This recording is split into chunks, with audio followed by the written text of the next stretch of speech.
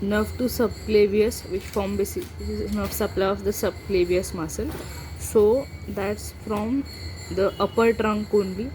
Upper trunk, suprascapular nerve, which has two branches to supraspinatus and infraspinatus, and nerve to subclavius.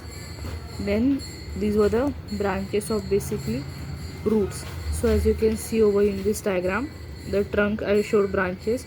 Identify the first. Yes, from the C5 dorsal scapular nerve, from C5, C6 and C7 long thoracic nerve. From the trunk 3 and 4 are coming. What are the 3 and 4? This is the suprascapular, and then what we have is basically next one is the nerve to subclavius. Now we have cords. For the cords, what is this? This is known as a lateral pectoral nerve, that is a LPN. What will it do? For the cord, lateral cord, it will pierce the clavipectoral fascia and supply to the pectoralis major muscle. Then what we have next is basically the posterior cord. In that posterior cord, what we have is these other nerves. First, let's discuss about musculocutaneous nerve. This musculocutaneous nerve, it will supply the three muscles, which are known as basically biceps brachii, brachialis and coracobrachialis, and through the brachialis it continues as a lateral cutaneous nerve of forearm. Then what we have is the lateral root of the median nerve. As you can see in this diagram, that's the lateral root of median nerve. Then what we have next is this. For the posterior cord, we have the mnemonic, which is called ulnar. Upper subscapular nerve supplies the subscapularis. Lower subscapular nerve, subscapularis and teres major. Both of them it will supply. And the posterior wall of the axilla. And then what nerve to latissimus dorsi. Again the thoracodorsal nerve, that is the nerve supply to the posterior wall of axilla. As we saw, what is the basic contents of axilla. So nerve supplying the posterior wall of the axilla, that is the upper subscapular and lower subscapular nerve and nerve to latissimus dorsi. You can see in this, that's the diagram. Upper subscapular nerve, lower subscapular nerve and nerve to the latissimus dorsi. Next what we have is here is axillary nerve. Axillary nerve which supply the deltoid and teres minor muscle. As we saw, deltoid and teres minor axillary nerve supplies and radial nerve. So here we also have these two things, that we have the axillary nerve and radial nerve. So ulnar is the mnemonic. Next what we have is this medial cord. Medial pectoral nerve, lateral pectoral nerve. Lateral pectoral nerve was supplying pectoralis major. Medial pectoral nerve is going to supply the pectoralis major plus pectoralis minor, both of them. Then medial root of median nerve. As you can see this is the medial root of median nerve. Median cutaneous nerve of forearm. You have to understand that now this important musculocutaneous nerve will supply brachialis, biceps and coracobrachialis muscle. And now what happens that from the brachialis it further continues to supply the lateral cutaneous nerve of the forearm, but here the branch directly goes like median cutaneous nerve of the forearm and is known as a median cutaneous nerve of the arm. So that's basically the we can call as a branches. Division has no branches, but cords, trunks and roots do have branches. Now next is basically injuries of brachial plexus and relations of axial artery. But axial nerve and also what we have one more nerve we call, that is the axial nerve and the radial nerve, both are the branches of the posterior cord. So what is basically known as the injuries to brachial plexus and relation of axial arteries. First is the Erb's palsy or Klump's palsy.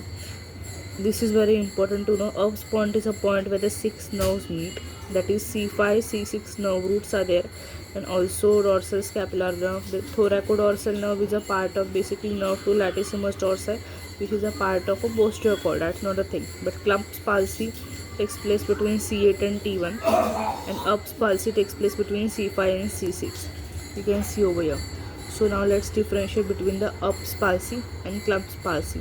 So Erb's palsy is basically impact injury, direct blow or injury to the shoulder, and Klump's palsy, then what happens, occurs injury to the upper trunk, where there is a formation by the basically C5 and C6. Nerves involved in muscles affected are basically axillary nerve, C5, C6. Affecting is not deltoid. So basically axillary nerve which supplies the deltoid we saw, and one more place we saw where the axillary nerve supplies, that is teres minor. So axillary nerve supply deltoid is hampered, and the musculocutaneous nerve basically from the C6 root, that is C5, C6 and C7, all the three of them. So biceps and brachialis nerve supply is hampered. So deltoid nerve supply is hampered and biceps and brachialis.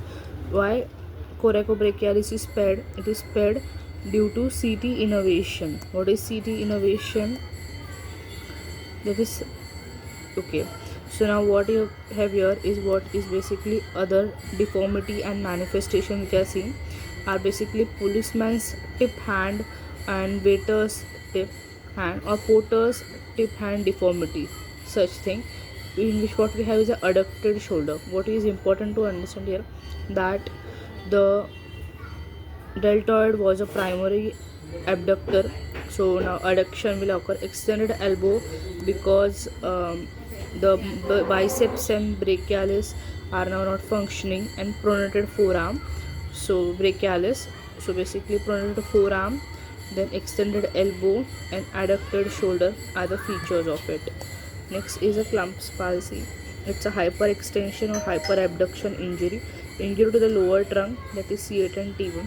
Ulnar nerve plus median nerve, both of them are going to get affected.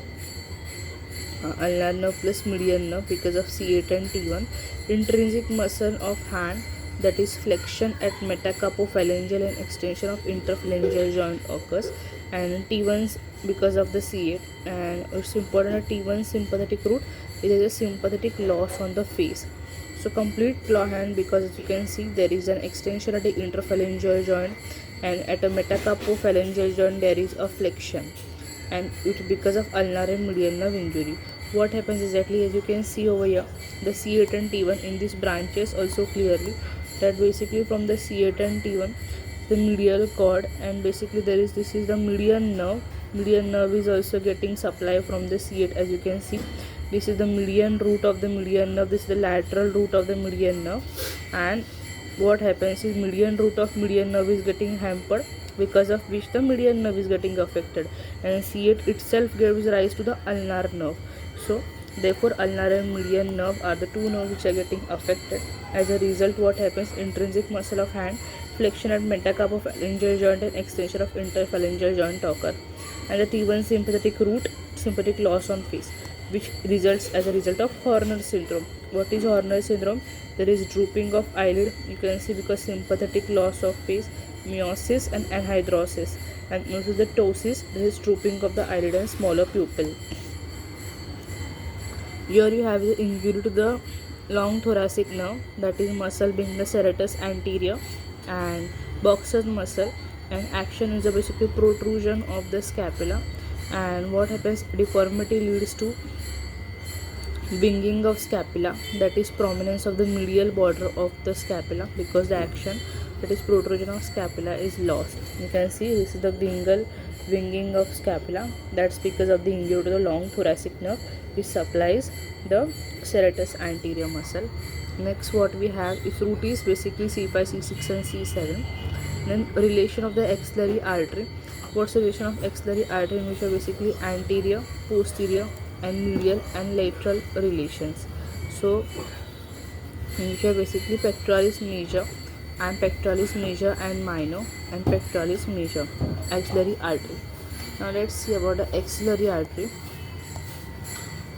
So this is the diagram of axillary artery, and here in what is important is that the pectoralis major muscle, medial cord, medially axillary vein, and lateral cord or posterior cord. As you can see, this is the axillary artery. Here what we have is the first relation, pectoralis major muscle. Then the posterior, it has a medial cord. As you can see, posterior has a medial cord, and then there is an axillary vein, and laterally there is a lateral cord or posterior cord. Both of them are laterally. Then medially there is an axillary vein, and posteriorly there is a medial cord. Then pectoralis major and pectoralis minor. Posterior is the posterior cord, and axillary vein and medial cord, and then lateral cord. And then we have teres major, radial and axillary nerve, axillary vein, ulnar vein, musculocutaneous nerve. So yes guys, that was about the brachial plexus entirely. First part I covered in the previous video and this is the second part which I covered. Now we will move to another topic which is known as the intermuscular spaces of scapula. So intermuscular spaces of scapula, basically there are two spaces. There is a triangular face and there is a quadrangular face. So you can see guys, this is known as a quadrangular space, and as you can see over here, this is known as a upper triangular space and lower triangular space. So this is the upper triangular space and lower triangular spaces. So we have three spaces. What's important to know is that the muscles which make these spaces. So what we have is basically muscles involved are teres minor. Now you identify which would be a teres minor from this region. Yes, correct. That's basically the subscapularis, teres major and minor, and latissimus dorsi. So subscapularis and teres minor, two of them, deltoid and teres minor, was supplied by the basically which nerve? That's by the axillary nerve. That is, the axillary nerve was supplying two muscles, that is deltoid and teres minor, very important. And the lower subscapular nerve, this lower subscapular nerve was supplying subscapularis muscle plus teres major muscle. So that's the important difference we need to know. So now we are talking right about teres minor, which is supplied by the axillary nerve. So as you can see in this diagram, that's the axillary nerve which is supplying the teres minor muscle. So from this diagram, can we understand which is the teres minor muscle?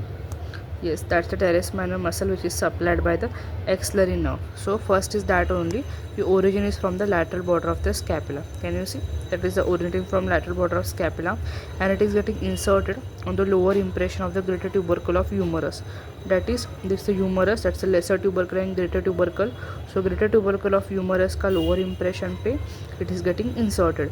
So lateral border of scapula to the greater tubercle of humerus ka lower impression, that's the teres minor muscle. It is supplied by the axillary nerve. Now next is basically the teres major muscle. Teres major muscle origin is on the again on the lateral border of scapula only. So that's the teres major lateral border of scapula, but it's getting inserted on the anterior surface of the humerus. Anterior surface of the humerus. One more muscle get inserted on the anterior surface of the humerus, that is latissimus dorsi. Now what is next is long head of triceps. Can you see long head of triceps? Long head of triceps muscles. Yes, that's the long head of triceps, and this long head of tricep is basically originating from the infraglenoid tubercle. That is, this is the glenoid tubercle, supraglenoid and infraglenoid tubercle, where the humerus gets attached to the scapula. So from the infraglenoid tubercle of the scapula, only muscle to do so, that is the long head of triceps. It originates and its insert is, you can see below. So what are the spaces formed by these three muscle are the basically quadrangular space. This is the quadrangular space. The superior boundary of quadrangular space, of course, is going to be a teres minor subscapularis muscle. Inferior boundary would be a teres major muscle. As you can see in the diagram, teres minor and subscapularis and teres major muscle. Now what is the medial boundary? Long head of triceps brachii, and lateral body is formed by the surgical neck of the humerus. This area is known as the surgical neck of humerus, which forms the basically the lateral boundary of it. Now what we have next is the contents. Contents are axillary nerve and posterior circumflex humeral artery. Of course, it winds around the surgical neck of humerus. So axillary nerve and posterior circumflex humeral artery is the content. Now what next is what is the upper triangular space? In the upper triangular space, as we discussed, guys, it is basically like this. That's I show over here. That's the basically scapula, and this is a long head of triceps brachii. That's the teres minor, and that's the teres major, and this is basically the surgical neck of humerus. That's the quadrangular space. That's the upper triangular and lower triangular space. Talking about this upper triangular space, what will be there? Superior boundary teres minor, inferior boundary teres major, laterally long head of triceps. It doesn't have a medial boundary. Contents are two content: circumflex scapular artery. You can see the circumflex scapular artery. Then this is the circumflex scapular artery, and there is one more artery which is known as basically subscapularis. But this is the circumflex scapular artery, which is again a branch of the axillary artery, and sometimes absent as artery may pierce the teres manner. And next to it is a lower triangular space. Can you see this space? That's a lower triangular space. You can see also it has a superior border. It's basically formed by the teres major. It has a lateral border, humerus shaft, and it has a medial border which is a long head of triceps. It does not have any kind of inferior border. So next is the content. What is the content? The content is radial nerve and the profunda brachii artery. So let's revise the content. In the quadrangular space there were two content, that is posterior circumflex humeral artery and the axillary nerve. In the upper triangular space, circumflex scapular artery and basically one more and here over here in the lower triangular space, the radial nerve. Why the radial nerve? Because what does the radial nerve supplies? It's very important. It supplies the long head of triceps, therefore radial nerve, and profunda brachii artery, which is a branch of a brachial artery, which we saw earlier. You can see clearly in this diagram about spaces. That's the these spaces. Okay, wait, let me clear it.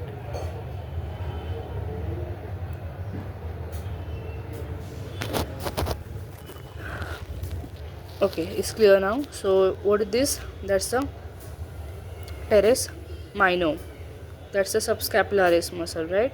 Latissimus dorsi, subscapularis, this and that. That's the teres minor.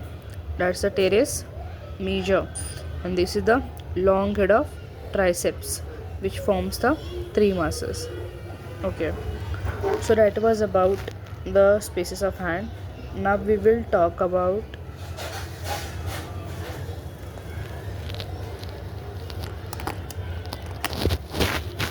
guys, actually I was going to cover breast, but I realized that this video is going really very long, and breast is a very big topic and it can't be covered as a subtopic in a group of topics. It needs an individual important video, so I'll surely make it.